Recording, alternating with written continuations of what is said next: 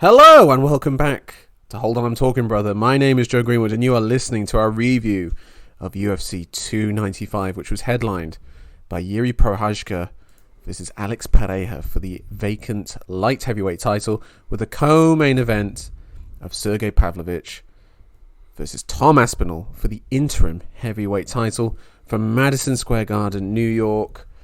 And as per usual, I'm joined by my regular co-host Tom Ballum. And Tom, simple question.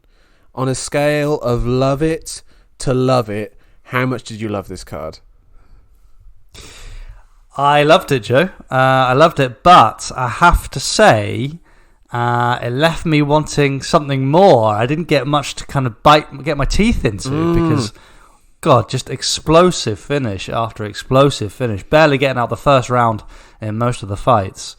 I never got that, I just got the immediate hit. I never got the kind of long, I'm thinking the full course. I know what you mean. Like, this card was missing Gaethje Chandler, where you had the 15-minute... Or, actually, Burgos Quarantillo. Remember when they had that straight after Gaethje Chandler, where it's just like two big, meaty fights that you could dive into? Whereas with this, it's like you had the explosive finishes, some cool stuff around it, but nothing with like a big narrative to it.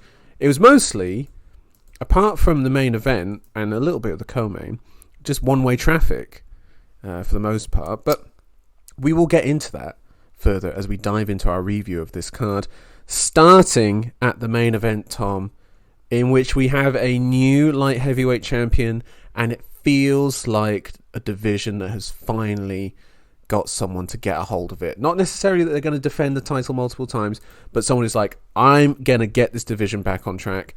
Alex Pereira is our new light heavyweight champion, his second title in the UFC, upper division for middleweight, the 9th champ in the history of the UFC. The most unlikely one, maybe. So this definition of champ then is people who have won belts in multiple weight classes, not at the same time. No, not at the same time. The BJ Penn style champ. Okay, all right. I got to say that was a hot take right there, Joe. I can't believe you put out that opener for us without expecting some comeback from me.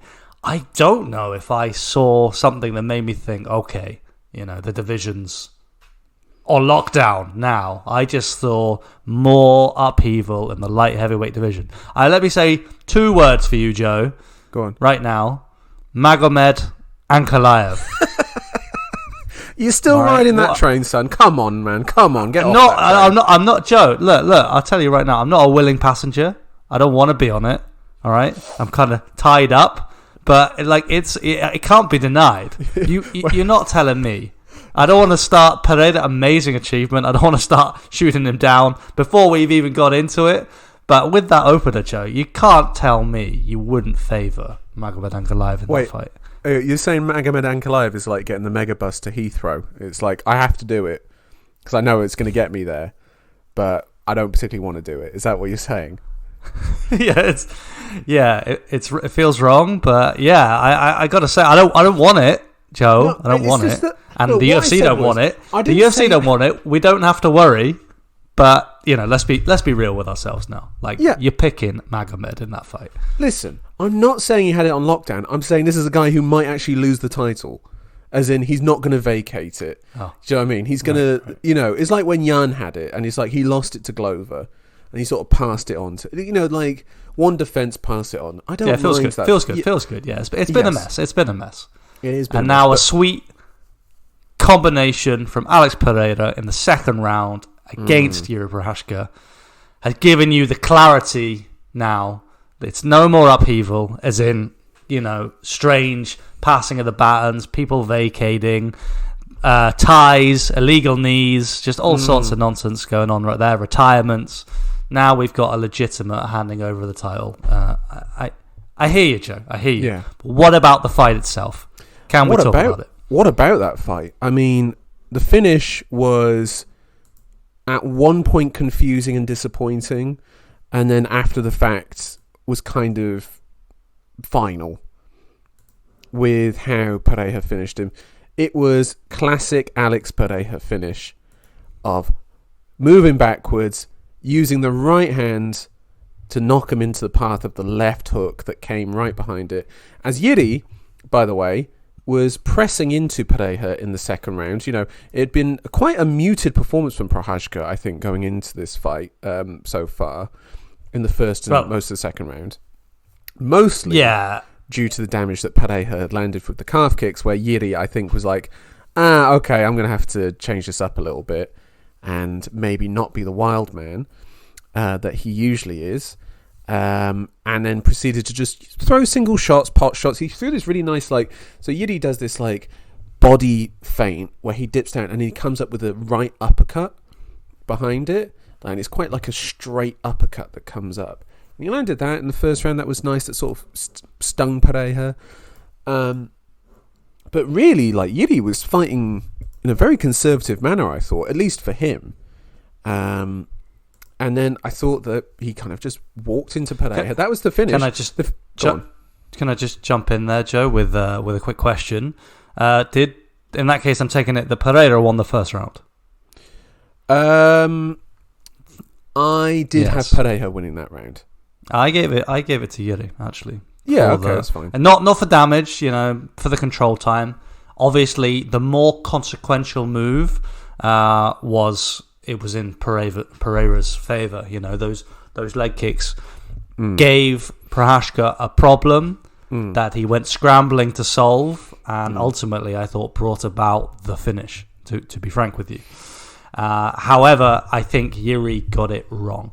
I don't think it was necessary to press the action, as you're saying. I think he was on to the right thing, trying to mix in clinches, trying to take the fight more into his domain outside of Pereira's control. But of course, those leg kicks, Joe, they were brutal, absolutely brutal in the first round. And I don't know, it seemed like Yuri wasn't ready for quite how hard he was going to get kicked in those legs. Do you think anyone is in the light heavyweight division? No, that's true. It's something else. But let's be real, though. Jan Blachowicz rips a mean leg kick. Mean leg kick. And, there are big kickers out there, but what's different about Alex is the way that he disguises those kicks. They're very hard to check. They're very hard to see coming. They're very hard to capitalize on, to counter. If you're exchanging with Alex Pereira, he can get those leg kicks off almost for free, Joe. That was my feeling in that first round. Yeah, definitely. I mean, Pereira doesn't use much to even set them up. You've seen it. I think the one that we always reference them is the Henry Cejudo ones against Dom Cruz, where he pumps the hands out and then he throws these slashing leg kicks. Whereas Pereira, it's sort of he's got his hands moving around and then he just whips them out. He whips out this low leg kick that you cannot, unless you are a savant level kickboxer, you're not going to be able to check those. Do you know what I mean? You can't see them, Joe. There's no tell. There's no, like you say, no setup. It's just it could easily have been a jab, but it's not. You've just had the inside of your leg kick or the outside, depending on the stance you take. Yuri was, of course, trying to switch between stances. Didn't really do much for him. I mean, there's a interesting bit in the finish is that actually Alex, before Yuri presses into him, kicks his left leg and he actually switches into southpaw as he kicks him. And then he throws a left straight from there to switch stances before he then starts to blitz. And he jabs, throws the right straight, jabs again, and he stays in orthodox, which was kind of his undoing. Because if he had stayed in southpaw, I don't know if this left hook would have landed in the same way. Because Yuri stays in orthodox, he's jabbing, and then Alex is able to throw a right hook over the jabbing hand to then move him into the left hook that's coming right behind it, that then buckles him.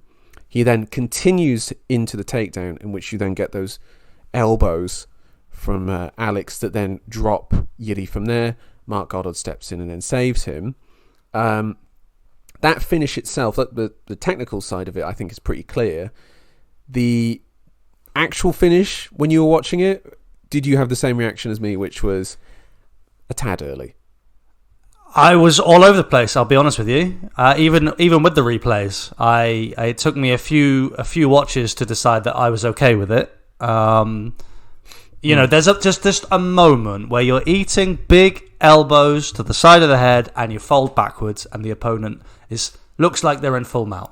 You know, and at that very moment, the fight can be stopped. But very quickly, that moment passes, and you move into another position, and the fight can continue. I wouldn't say it was bad reffing in any way if he had let it go on, but ultimately, you can't allow yourself to take that kind of damage. Yes, and Prochazka did, or end up in that position from that damage to fall back in that way where your legs buckle and you go backwards. It's not like he went forward. He went backwards. And that happened as a result of those blows, and of course that he was getting dropped. He was trying to get on a single leg, and trying to get some clarity. I got to say, Joe, I've watched the finish a few times since then. I got to say, you might not like it, but it's a bad look for Prochazka. We talked about fundamentals, we talked about styles, we talked about how these guys would match up, and a little bit embarrassing. Really? Wading in. Hands down, head forwards, spamming shots, shots, baited into it by Pereira. As you said, he was backing him up. Let him come in. All right, you bowl in on the centre line. Oh, easy money, quick right hook, as you say, right into the left, and then Prochazka finds himself on his knees, getting elbowed in the side of the head. It's sloppy. It was definitely a sloppy one from Yuri. I think that does take something away from Alex, though, which is that he still had to execute that, and he still had the power to put Yuri away. 100%. It's a very short hook. No. I know. Pereira deserves all the credit. We're going to get to that, Joe. Believe me. But did Pereira surprise you that he was able to pull that off? No. That's literally 101 Alex Pereira, which we saw in that fight. Yes. And Yuri obliged him. So, the master showed why he's the master, but he had a very willing, student, shall we say. Did you find Yuri's performance surprising leading up to the finish? That you weren't getting the classic Yuri performance and that he had actually changed, or maybe even game planned for this? No, I really think it was a story like, oh my God, this guy kicks hard. I can't take any more of these. Like, oh Lord. The thing that's crazy about it, Joe, is that it looks like there's almost nothing on them, those leg kicks, until you hear the clattering sound, the snap as they make contact, and the reaction, of course, from Yuri. But the kicks themselves, it's just a little light kind of tap. There's no wind up. It's crazy. Yeah, and he doesn't even have a big movement in resetting. Like it's all like one like snapping motion that he's got going, where the calf kick lands, and then you're reacting, and then he's back in his stance before you're even finished reacting to them. It's so quick, and actually, if you try and throw leg kicks against him, he's great at checking them, and we saw that in the first Adesanya MMA fight, which was he checked those leg kicks, and Adesanya from the second round onwards was not throwing calf kicks because of his checking of them. He's so good at reading them, and it's like these guys just have to not get into that contest with him. But how can you stop him from doing that when he is such a great kickboxer that tool he can throw at great length? You don't have to be up close to him. He can throw that at length, and you're debilitated, and you can't even get one back on him. It's not like, when Justin Gaethje throws them from the clinch, and he's clinching you and throwing a calf kick. You can get back at him quite easily, or you can react to that if you want. Alex, on the other hand, uses it beautifully as a range weapon, and it was on full display here against Prochazka. Certainly was. But to answer your question, Joe, what can you do? What should you do? Well, we saw it in this fight, actually. We saw it in the first round, how you manage that issue. Yeah. You have to engage with him a little bit. That is the nature of the fight. You have to back him up. You have to control his exits, work him to that space behind the line, up towards the cage, and wrap him up, tie him towards the cage, engage in some grappling with the man, with the elite kickboxer, Joe. Yes, you have to grapple him. Yes, you do. And Yuri was able to do that. He was able to do that. Alex got up. Yuri didn't get much off, but 3 rounds, 2 rounds, 2 minutes in each round of that kind of pressure. It changes the fight. It changes Pereira, and there is a pathway there. Yuri didn't exploit it at all. 100%, and you have to not fight at his rhythm. Like, you have to set a rhythm that maybe not even be your natural one, but it's one that he doesn't want to have. Like, do you know what I mean? Like, you got to start like jabbing him. You've got to you got to get him turning. You got to get him moving. Because if he sets, and even if he's like bouncing on his feet and moving backwards, that's perfect for him. Because you're just going to slip into range and you're not going to know it. Do you know what I mean? Like, you're going to be there for that left hook. You're going to be there for that right calf kick. And actually, if you really think about it, Pereira really didn't use that many tools in this fight. Because one, Yuri didn't allow him to from the second half of the first round onwards. And also, he didn't really have like the space to as well. Like, the body jab, he didn't really use that much either. There wasn't much of combo punches either. It was mostly single shots. He was just picking at Yuri. So in that regard, it was quite interesting. And then when he did throw an actual setup combination of the... he sort of blocked with the right arm, right hook, left hook from there. It was good night Irene, basically, for Prochazka. And I've got to say, a very impressive performance from Pereira. And now he is our light heavyweight champion. This guy's a freak of all freaks. Yeah, let's give the man his props. I believe it's 2 years in the UFC. A number of champions failed. He's beat more champions. His debut was 2 years ago at Madison Square Garden. It's completely new sport. Still hasn't, bit like we haven't seen his infancy really in the UFC. He's disguised that very well by knocking people out. And great equalizer. It's unbelievable. It's unbelievable. Nobody else has done that in this kind of era, with where we are with mixed martial arts now at the highest level. You can't do what he's doing, but he's doing it, Joe, and he might continue to do it. It's amazing, a huge achievement, and I think the man after 2 years is in the Hall of Fame. I think that's pretty safe to say.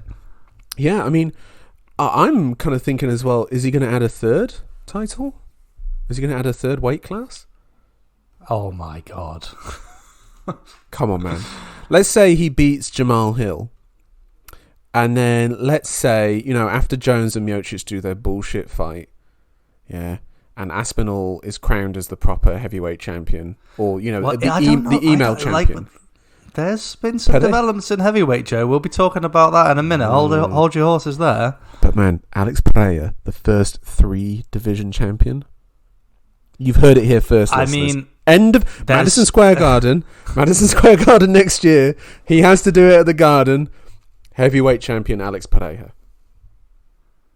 There's some difficult matchups for him at heavyweight, and we're going to be talking about that very soon.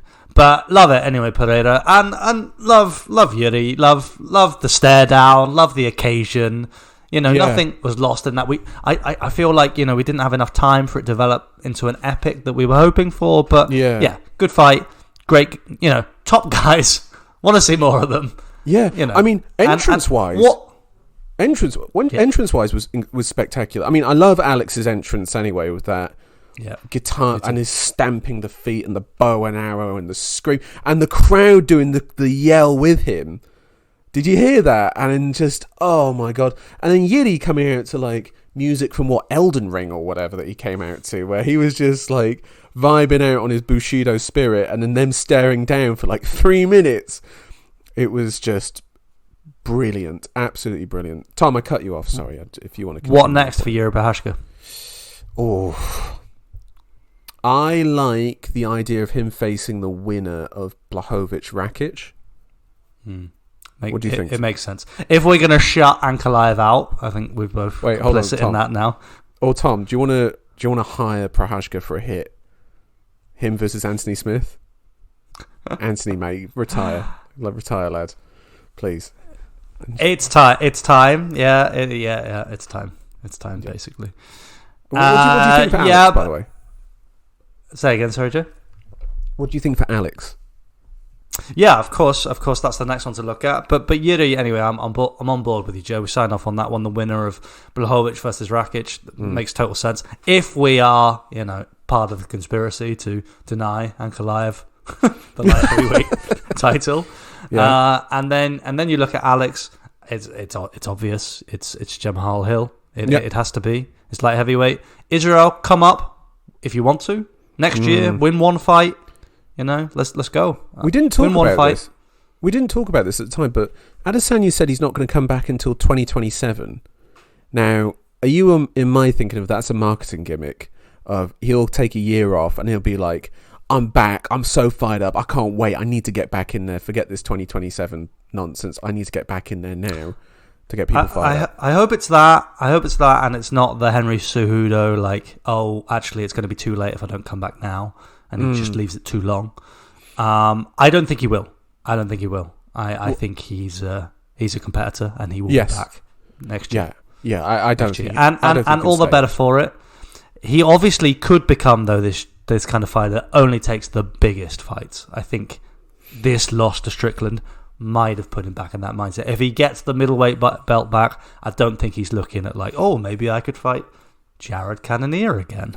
No, I think he's here for the biggest fights. He's waiting for Dricus to win that title. If Dricus wins that title, he's coming straight back. Well, hold on, Joe. He's gonna want to get it back on Strickland. He can't, he can't let that one go. He cannot let that one go. So no matter who the winner is, at some point he's got to right that wrong. Yeah, he's got to get that kind of monkey. That very wrong of Strickland. Like that, yeah, middleweight ground shaking moment. Absolutely, but the biggest fight you make for Israel Adesanya is Pereira. I did hear some whispers suggesting UFC 300 give Izzy the bag, get him in there fighting Pereira for the belt. What did you think of Pereira's call out when he said you talked this about but do you know the thing that got me? I was just I'm not too sure, and then his one line in English where he goes Adesanya, come to daddy, and I was just like, he's sold me on. He's sold on board, sign off, fuck everyone else. Adesanya, come to daddy. So many of these big fights in the past, Joe. It's there. It's there. Even if if their paths go a little astray, even if we risk them against some other guys, that fight is still huge at light heavyweight. It's still huge. Right, Joe. Another huge fight. Huge. Hold on, Tom. Hold on. I can feel it brewing. I can feel it. Tommy Aspinall. Tommy Aspinall. Na.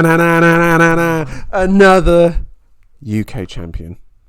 Yeah. Tom Aspinall, the interim heavyweight champion, is English, and his name is Tom Aspinall, and he is a big man, 6'5" of pure British steel and twisted sex appeal. Tom Aspinall. It was, the perfect Tom Aspinall Sergey Spivak Pavlovich fight. Really, about a minute, hideous knockout. And just a big beefy man falling to the ground. Perfect, I thought. Yeah. And also, weathering the storm. There was some threat. There was some Pavlovich danger lurking. There was. There was. That left hook that landed, and you saw Aspinall being like, not so sure about that. And then... then he kind of dusted himself down, and he's like, all right, let's go. Let's go. Let's have this. Yeah. Let's have it. He stayed active on his feet. He stayed bouncing, and he kept trading, Joe. I don't think it unlike the Pereira leg kick, which upset Prochazka's game. That threat of Pavlovich, which Tom tasted and didn't like, it didn't upset him. It didn't turn him away from the path. He was like, no, I can do this. I can step in that space with this man and best him. And he did. my word, beautiful finishing combo, which was left hand jab to the body, right looping shot onto the temple. Pavlovich wobbles, and then a left jab to the head that time, the second time, and then again another right hand that just crunched him to the temple. And you had the stiff leg, one leg buckled. Down he goes. You're watching it again now, aren't you? And then just some disgusting ground and pound. And Tom, when it happened, I literally leapt out of my seat. It was incredible. I screamed. I was so ecstatic for Aspinall, so ecstatic for him, and this is just absolutely one of the most incredible knockouts I've seen at heavyweight for quite some time. Because, do you know what it was? It was because it was against Pavlovich, a man who just had been murking fools left, right and centre. And the fact that Aspinall did it to him. He did it to him. And was this Aspinall's quickest fight in the UFC as well, I believe? Oh my God. Yeah. Incredible. Yeah. I did have a friend here with a misfortune. Sorry, go on. I did have a friend here with the misfortune of being seduced by the delicious offering of odds for a fight that went past one round, and I said, "Don't do it, son. Don't do it. Those avert your eyes from Medusa's glare." But he was baited into it, unfortunately, and that was very, very, very fast fight. And just to talk a little bit more about the finish. Given that Tom had been caught and he had been a little bit kind of checked in it, he was left under no illusions about how this fight could end. Let's say him flat on his back in the canvas, wondering what just happened. My shot had gone. Opening that combo, actually, Pavlovich steps in with a 1-2, and Tom weaves back out the way. Yes, of it, ever so assuredly, knowing his range. But if you don't know your range against Pavlovich, Joe, you get folded. And the man's got tremendous range. So I thought that was very telling of the confidence of Tom. Yeah. It all came pouring out after he won it. What an achievement. Imagine doing that, Joe. Let me just say, imagine your father, who trained you as a mixed martial artist from a young age, he sat there in your corner. Imagine, in Madison Square Garden, going through the difficulty he's gone through in his career, to do that to the scariest man in MMA, as he said it himself, in the way that he did it. I just, let's be real, Joe. We're not going to get that kind of feeling in our lives, but I'm happy that someone's getting it. Yeah, it's one of those where I'm happy someone got to feel it, and I'm happy it's him. Yeah. Do you know what I mean? The fact it's Tom Aspinall, who seems like just such a nice guy as well. And there's something else I want to talk about as well in the lead up to this card, with Alex, with Yuri, with Tom and Sergey. No trash talk. Do you know what I mean? It was like four guys going in and going like, listen, we're going to have it. It's going to be brutal. But I respect this guy that I'm facing because he's, someone I'm going to share something with. And I hope that this is... I don't need trash talk. I just need guys to acknowledge that the carnage they're about to go into. Go on. There's something, there's something that should be mentioned. These guys have earned that. They've earned the privilege to not sell. They have their brand because of what they've done there in the octagon. You know what you're getting. They have a body of work behind them, which is just so impressive. All four of these guys that, you sit down, shut up, you take notice. You listen to the finer words. They don't need to crowd for my attention. They have it because of what they've done. Now, the likes of Magomed Ankalaev, Joe. Oh, God, that looming spectre of Magomed Ankalaev. Yeah, I mean, he doesn't have it, though. He doesn't have that, he hasn't earned that kind of status. The likes of, let's say, a Vittori, a Cannonier, they don't have that kind of profile. I don't... Yeah, so it was a privilege, and I liked the build-up to this fight, but it was something special because of these guys. Yeah, there was a real palpable tension as well during it. And also, after Pavlovich landed that left, that Aspinall was just like, woof. And then that sort of leaning, I was like, oh no, this is not going outside of a round, is it? Like, you knew in that moment. And it was like, okay, who's just going to be the first one that sits down on it and commits their shot? And it was Aspinall. And it was Aspinall. He was the one who got there first, basically. And Aspinall said it right afterwards. He said, I'm going to fight this guy again. I know I'm going to have to fight this guy again. Like, I can't... He knew he couldn't escape this guy. Like, he's got rid of him for now, but Pavlovich is going to come back with a vengeance, and I feel sorry for whoever he's facing. A line of bodies behind him, Joe. Curtis Blades, you ready to... Do you want to come back in here? Yeah, it's Sergey again. Yeah, come on. No, it's... whoever's facing him again, oh my days, they are in a lot of trouble. Who should it be? Should it be Blades? For Pavlovich? I mean, let me give you a little rundown of the rankings. Of course, there's Cyril Gane out there. Intriguing fight, I think you would agree. Yeah. Could make sense, but perhaps Sergey should be fighting down the rankings a little bit. Yeah, I think so. You've got Blades, Volkov, Almeida, Spivak. I like... Other than that, you've got to reach all the way down into the lower depths of the division. Junior Taffa. No, what about Volkov? Kind of interests me. The big man against the squat man. Ooh. Wait, I'm sorry. Is Pavlovich the squat man in this case? Compared to Volkov, he's the squat man. I think he's got bigger range than Volkov, Joe. Oh, that's true, isn't it? That's the freak that Sergey is, Joe. But yeah, that kind of fight, let him bounce back. I guess Volkov is like a kind of a Z-list Gane. Yeah. Aldi Gane. Yeah. I know what you mean.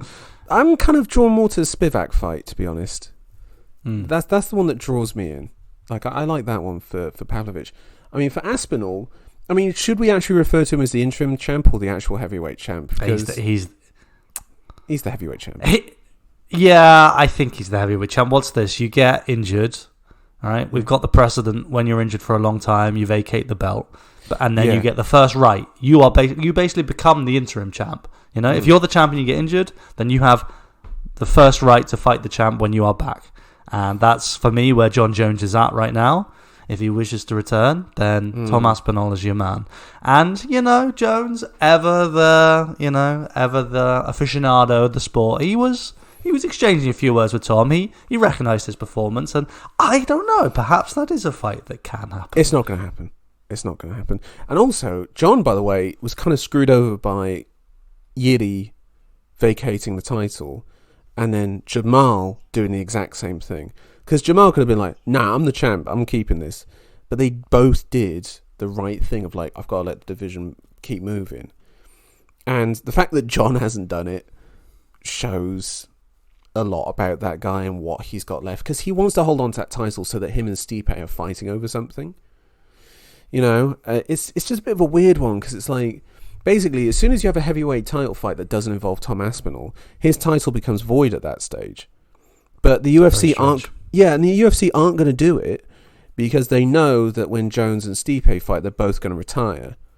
And so we're basically waiting for Aspinall to then be elevated to the heavyweight champ. So are we just going to say, yeah, he's the interim champ until they both retire, which we both know they're going to do? Or do we just say, yeah, he's the heavyweight champ and just move on with it? Does he actually defend the interim championship before those two get in there? Yeah, I think that makes more sense. Yeah, why would you stop Tom Aspinall right now, Joe? We're building a brand, we're going places. It's so exciting. Yeah, I do just want a UK card with Tom and Leon. Give it to me. Yeah, but I do just want to throw a little bit of doubt on the retirement thing. John Jones, 36 years old as he is. Yeah. Spectacular finish over Gane. I know you want to be dismissive. You say, yeah, Joe, I'm sorry. You picked Gane to win that fight, all right? Who did you pick? I believe I also picked Gane. But more importantly, you picked Gane, all right? Yeah. And John Jones made you look silly. You made me look silly. He made some people look silly, and we got to recognise that. It's intriguing. Him and Aspinall. That's hella intriguing. John's a competitor. Yeah. Let's not rule it out. I think there's a universe it can happen. Stipe, I don't know. We need to match up Sergey and Stipe. That's what we need to do. Take care of business. It's never going to happen. It's never going to happen. But let me tell you, Jones Aspinall, it can happen. It can happen. It's not going to happen, Tom. You need to drop it. in the words of Luke Rockhold, dream, believe, achieve. All right.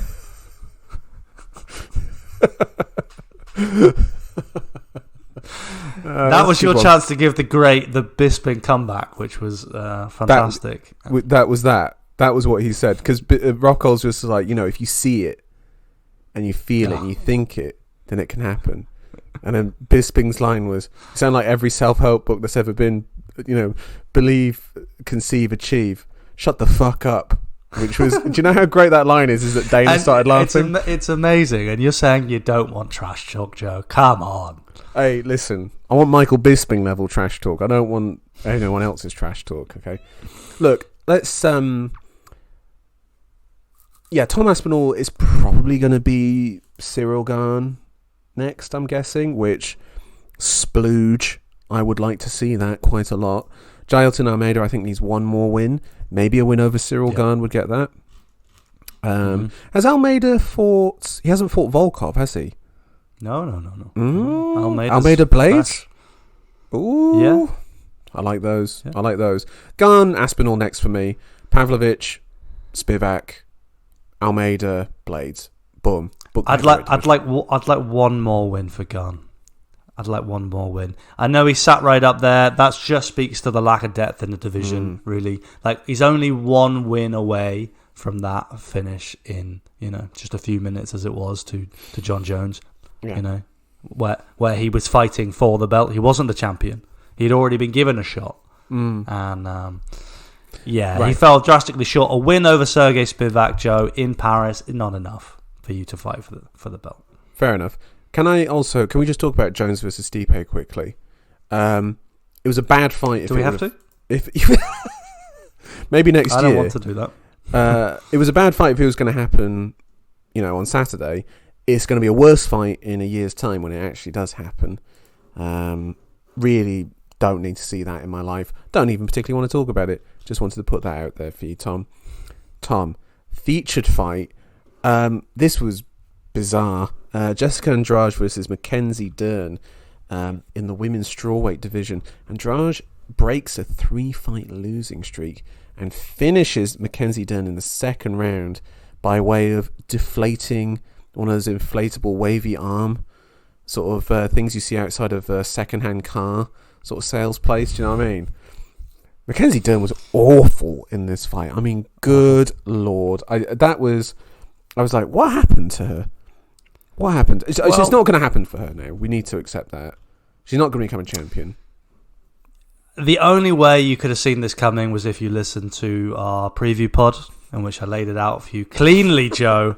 This was easy money. My God, was Dern bad. And she played right into Andrade's game. I saw no reason why that wouldn't occur.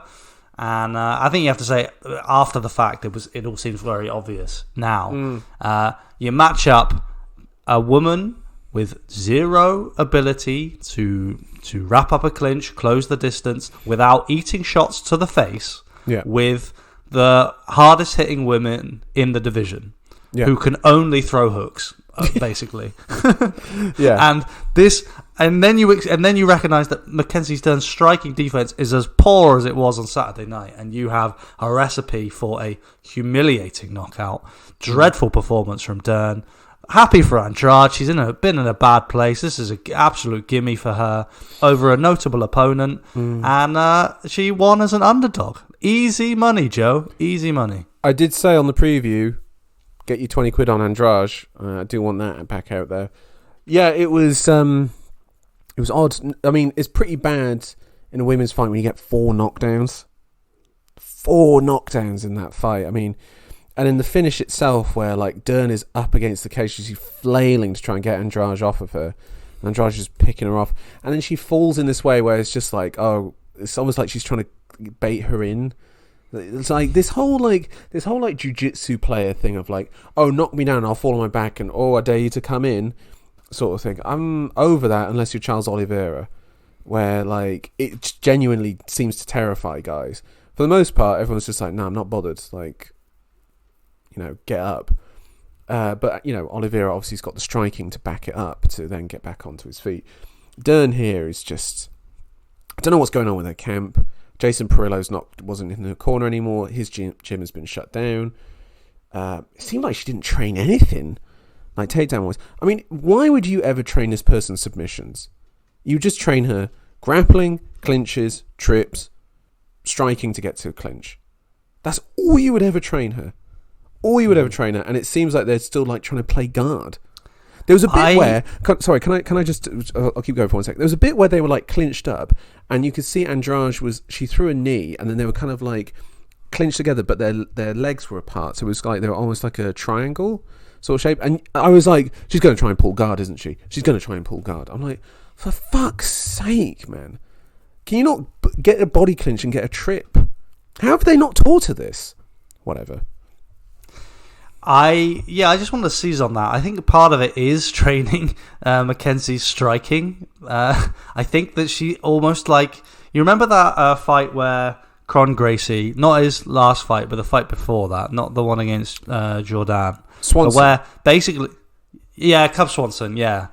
And it was like, all right, I've been training a bit of striking. Let me show you what I can do.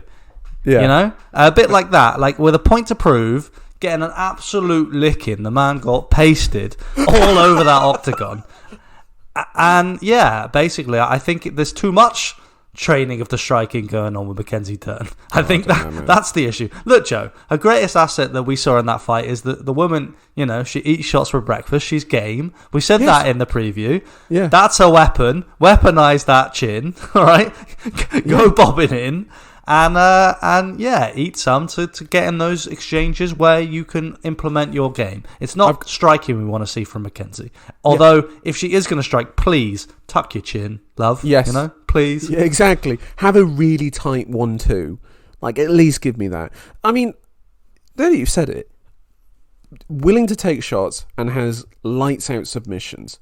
That's a great base. If I had to train someone and they said they'll take a punch, but they've got amazing jiu-jitsu, I'm like, I'll teach them a jab. We'll get there, right? That's all I'm going to teach them. Jab. We'll get to a clinch and we'll figure out the trips from there. Like, it's a perfect student, and no one's been able to like utilize it. It's madness. It's absolute madness. Yeah. Now, like in defense of Mackenzie, I think she's genuine. I think she is a credit to the sport. I like Mackenzie Dern. Yeah. And I would be sad if I would be sad, Joe, if she left. She's still young. There's still a place for her in the sport, but you know, this is not it. This is serious. Back to the drawing board. You know. Yeah. There's one thing beating Angela Hill. And then there's another thing getting knocked out by Jessica Andrade like that. With that performance. It wasn't like Andrade walked her down in the first round and just blitzed her. And you're like, okay, and Dern couldn't even show anything. Dern had plenty of opportunities to show something and didn't. Let me credit Jessica Andrade here, because she did fight kind of within herself. Yes. Yeah, and of course, Dern enabled her to do that, you know. Dern gave her the kind of fight she wanted, but the woman must have gone in there pretty nervous, as we mentioned, coming off the back of some poor performance, given some very bad looks of her own. She's taken the kind of post-fight dismemberment that we've just given to Mackenzie there, and we haven't seen this kind of discipline from her, Joe. We've seen her chasing. And she could have been chasing here and maybe found herself in an unfortunate position, you know, maybe found herself somehow in Dern's guard, or, you know, there was a chance that it could have gone wrong for Andrade, but she felt within herself, she let the fight come to her, and great finish. So good for Jessica. Let me ask you this. Who has more of a future in the sport, Jessica Andrade or Mackenzie Dern? You have to pick one. Andrade. Because I feel like Andrade has really come to the end of her career now.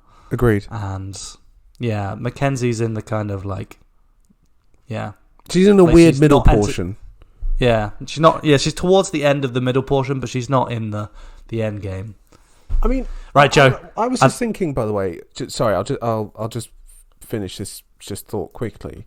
Is that they should almost base Dern's game on like, you know, like, I don't know, Trinaldo or something like that, where it's just like jab, clinch, get you up against the cage. This is going to be dirty clinching. Like, just watch Trinaldo fights and just copy him. If that is what we're going to see next from Mackenzie Dern, then we're just in the mere foothills of her career. We haven't even started the ascent. If she's going to be like Trinaldo, Joe, we got 15 years of Mackenzie Dern, upsetting young prospects. So, yeah, I mean, the mere fact that you're intrigued by the possibilities, like, she is an interesting kind of, the tools she has, they are interesting. But it's interesting. Even thinking about sculpting that, we're already talking about what you would do. Henry Cejudo wanted to have his bit of it. There is chance for development for her. I still think she's got a place in the sport, and I think that she has more of a future than Andrade does. Fair enough. Here we are, 14th of November, 2023. Quote me on it. Okay, let me quote you myself now. 14th of November, 2023. Benoit Saint-Denis is can't miss TV. Oh my days. Beautiful head kick knockout of Matt Frivola. Set him up perfectly with ripping body kicks that got his hands going low. And then, by the way, when they got into the takedowns, I mean, Saint-Denis' grappling was fantastic. He got immediate underhook, and then he didn't get the underhook and then wait. He got the underhook next thing. Butterfly sweep. Whoosh. Got Frivola over on top of him.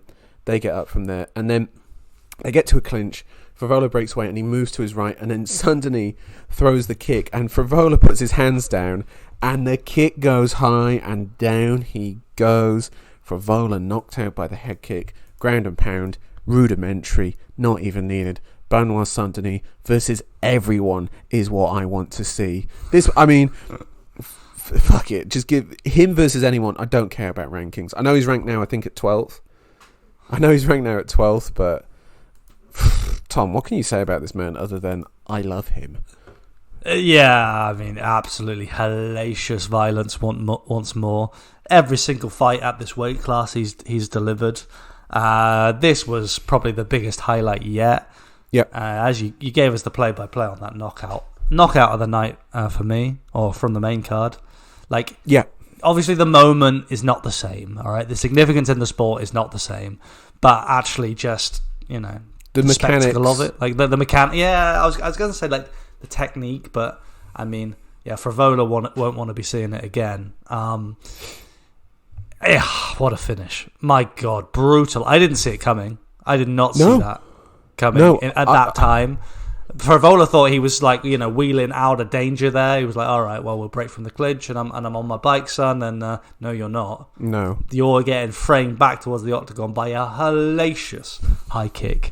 And the ground and pound, absolutely not necessary. Yeah. You said it best, Joe. I was going to say Benoit Saint-Denis versus anyone. Give it to me. I think there is one man, one place ahead of him, which is going to deflate the bubble. I mean, are you excited for Dos Anjos versus Saint-Denis? No, I want him versus Dan Hooker. Of course you do. Of course you do. So Benoit Saint-Denis against anybody fun, yes, but not RDA ever. I just noticed that one name. Sorry, Tom. Benoit Saint-Denis versus Rafael Fiziev. What a matchup! That's so enticing. What about this? You can just go through the names. Let me do another one. Hold on. Benoit Saint-Denis versus Mateusz Gamrot. Oh my days! Ooh, you do one. That's a fun fight. I can pick any name here, Joe. I mean, I was looking at Benoit Saint-Denis versus Michael Chandler. Headlining UFC 300, that's what we want to see. Forget Conor. Yeah, exactly. Conor who? What about Benoit Saint-Denis versus Conor McGregor? Now that would be a fight that would be. I mean, Saint-Denis would finish him in a minute. Let's not get that twisted. He would steamroll both of those guys. Oh my days! Give me anything, just not RDA. RDA's fighting at 170. By the way, RDA said that he's not fighting at 155 ever again, so I don't know why he's still in the rankings. Or in the sport at all, but yeah. What about Frivola? What are we thinking for Frivola? I mean, good fights out live there, by the sword, die by the sword. The thing that Matt Frivola, I mean, outside of the knockout, he did have one other significant moment after this fight, which was the salute. Do you know what I'm referring to here, Joe? I know what you're talking about. Oh, perhaps the most cringe moment of the year. Really? For me, yes, yeah. Why? Why did it make you cringe? Joe, I don't want to be out. I don't want to be out here. I haven't done my research. I don't want to be out here putting Matt Frevola on blast and attracting a load of internet hate. But if I understand it right, Benoit Saint-Denis is French Special Forces. Yeah. As in, he's out there committing war crimes in Africa, and and Benoit Saint-Denis is an army engineer reservist. Yeah. Do I have that right? I don't know. He's behind a desk in America somewhere, and sometimes they run around and shoot guns outside. I don't know. I don't want to be out here saying this stuff. Frevola was in the armed forces, though. I know that. As a reservist, yeah. Oh, Matt Frevola? Yeah. Oh, right. Okay. Yeah. What I'm saying, Joe, it's not the same. I don't think. Okay, right. Sorry. I see what you're saying. Okay, that's why you're cringing. Okay. I don't know. I'm glad when I watched that, I didn't have the context that you just gave me. Because when I saw it, I was just like, oh, good for them. Because I knew Frevola had served or whatever, and I was just like, oh. When you're like, oh, he was doing accounting on, well, hold on. I haven't done my research, but that is my base level understanding. I don't know. Yeah, it's yeah. By the way, listeners, I've said too much. By the way, listeners, keep an eye out for my debut album, Accounting for Genocides. That will be out in the new year. Okay, it's a thrash metal album. Anyway, talking about the fight that opened the main card, Diego Lopez versus Pat Sabatini. Did you notice the commentary kept saying, "A star is born. He's a star. Isn't he a star?" And it's like, okay, is he in the rankings? Tom, can you just check the featherweight rankings if he's in there? Because I fucking bet he is. He should be. Yeah, actually not. Really? They haven't got him in there. No. Why not? I mean, he mashed Sabatini. Oh yeah, he did. Are you going to walk us through this finish, Joe? Okay, sure. So let's talk about this. So they're in this sort of clinch exchange, and Lopez throws this sort of big right hand over the clinch. Sabatini goes for a takedown. Lopez picks him up. Sabatini's got a body lock deep in him, and Lopez just tosses him to the ground.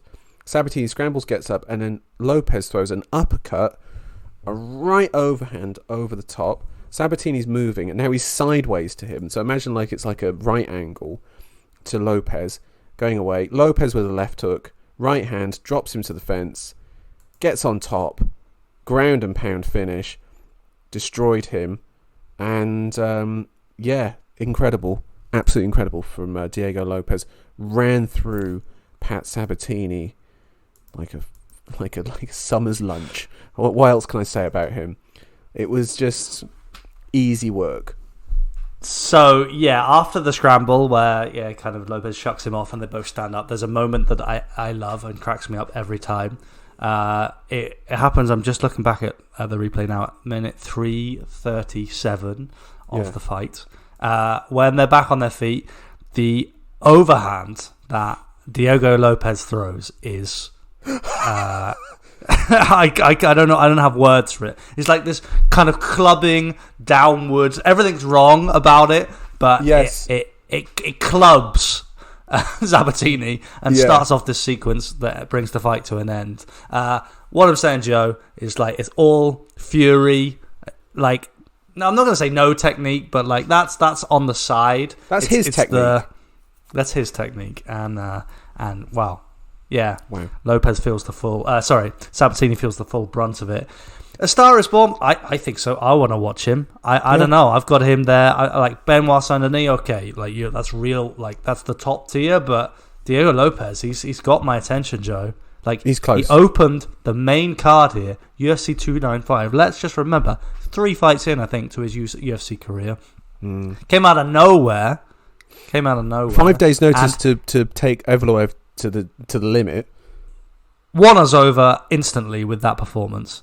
Then you had the what was it, triangle, Gavin Tucker. Over Gavin Tucker in the first round. Gavin Tucker serious fighter in his own regard. And here we have Sabatini. Lopez, as I say, going in as an underdog to the submission specialist, Sabatini. Puts on this display to open the card. I'm feeling him, Joe. I know this man. I want to watch him fight. Yeah. I love the hair, Oh, yes. He needs to be sponsored by My Chemical Romance, and let's go. No, it's better than that. It's like Diego Lopez. He walks into a barber's and he says, "I'd like a haircut." And the barber says, "Sure, what haircut would you like?" And Diego Lopez says, "Yes." Like, it's 4 haircuts. He's got a mullet, a skin fade, and an emo sweep. I mean, could he get anything else in there? Could he even slip in a mohawk behind the sweep before getting to the mullet? If he gets that in there, permanent boy for life. Like, I love this man. And do you know what it is? It's also like, in this one, he showed it wasn't just the grappling. It's like, I'm going to club you with my weird overhand right. You're going to go scrambling, and I'm going to finish you off. And the fact that Sabatini's arm got trapped as well, like under him, and it was just like he had no way of defending himself, and Lopez got him out of there brutally. Love it. Love him. Him versus Bryce Mitchell. Yes, please, Daddy. I'd like a bit of that. Dana, book it. Him versus Dan Ige. Give me some of that. Diego Lopez versus Brian Ortega. Yes, please. Ortega should not be ranked. And Lopez probably should be. Inactivity. Through inactivity. I mean, it is shocking that he didn't manage to pick up a ranking here. You got Alex Caceres still ranked at Get him out of there. What are we doing? Even for the loss from Evloev and these 2 wins, for that performance against Evloev, he should almost be ranked as well. Like, the man is super impressive, and I'm a big fan of him. Right, listeners, confirmation, your boy Joe Greenwood, still the predictions champion. Another event in the books. And Tom, you're struggling here, man. Like, are you doing all right, or what's going on with you? Are you feeling the pressure? Did you think, by the way, with that main event, you're like, please, Yuri, please just grind something out here and get this belt back onto me? I was lost, Joe. I was lost, and I have not been found. I was riding a high over that Andrade win because it just, it was right there. It was so obvious. It was picking an underdog. I felt so good about it. And I don't know. We were seconds away from a totally different result in the co-main. What can I say? I'm still out here in the woods, but the light shall return, Joe.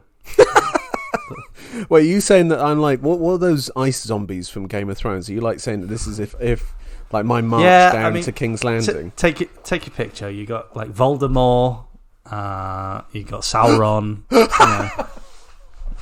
Yeah, anything dark. Joe, let me just point out right now, you are wearing all black, shoveling beer into your gut. And I'm here. That gut. That's true, actually. With a clean white t-shirt and pure holy water at my side. All right, the light shall prevail. I will be back. Does it gut you that you've been beaten by a man who went through his t-shirt drawer the other day and found 2 t-shirts with food stains on them, and is now drinking another can of mead to bask in my victory. Anyway, listeners, I'm still the predictions champion, and we will be back soon in some form or another to talk about the fights that are coming up. Paul Craig versus Brendan Allen. Don't blame me if you don't want to tune in for that. Listeners, thank you so much for joining us. It's been a real pleasure. Like, subscribe, leave a comment. You can email us at holdonbrothers69@gmail.com. Leave a comment, subscribe on iTunes, Spotify, whatever you want, whatever your tipple is. Tom, thank you so much for joining me. Thanks, Joe. Goodbye, everybody. And listeners, thank you so much for joining us. Goodbye, good night, have a good week. Bless.